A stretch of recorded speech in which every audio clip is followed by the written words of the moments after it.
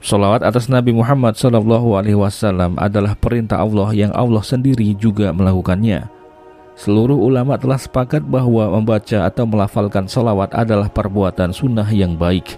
Dalam Quran surat Al-Ahzab ayat 56, Allah Subhanahu wa taala berfirman, "Sesungguhnya Allah Subhanahu wa taala dan para malaikatnya bersalawat untuk Nabi.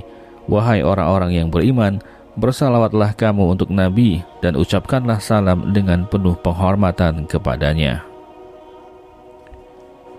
Di dalam hadis, umat muslim juga dianjurkan untuk memperbanyak salawat kepada Nabi Muhammad SAW karena akan mendapatkan ganjaran terbaik di sisi Allah Subhanahu wa taala.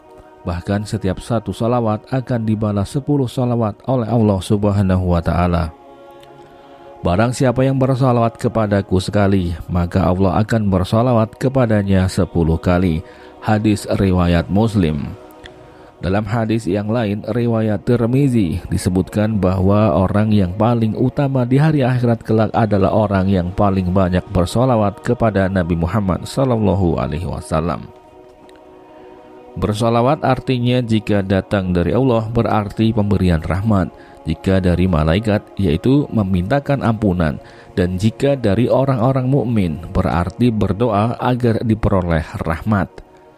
Salawat kepada Nabi Muhammad SAW memiliki kedudukan yang istimewa, sehingga salawat atas Nabi Muhammad SAW memiliki keutamaan yang sangat banyak yang tentunya akan diberikan kepada orang-orang yang mengamalkannya. Yang pertama adalah sebab terkabulkannya doa. Apabila salah seorang di antara kamu membaca salawat, hendaklah dimulai dengan mengagungkan Allah Subhanahu wa taala dan memujinya. Setelah itu bacalah salawat kepada Nabi Muhammad SAW, dan setelah itu barulah berdoa dengan doa yang dikehendaki. Hadis riwayat Ahmad, Abu Daud, dan Tirmizi. Yang kedua, dijanjikan pahala berlipat. Rasulullah SAW bersabda, "Barang siapa yang bersalawat kepadaku sekali, maka Allah akan bersalawat untuknya 10 kali." Hadis riwayat Muslim, Abu Daud, Tirmizi, dan Nasai. Yang ketiga, diangkat derajatnya. Barang siapa yang di antara umatmu yang bersolawat kepadamu sekali, maka Allah menuliskan baginya 10 kebaikan, menghapuskan dari dirinya 10 keburukan, dan meninggikan sebanyak 10 derajat, dan mengembalikan kepadanya 10 derajat pula. Hadis riwayat Ahmad. Yang keempat, dikumpulkan di surga bersama Nabi Muhammad SAW.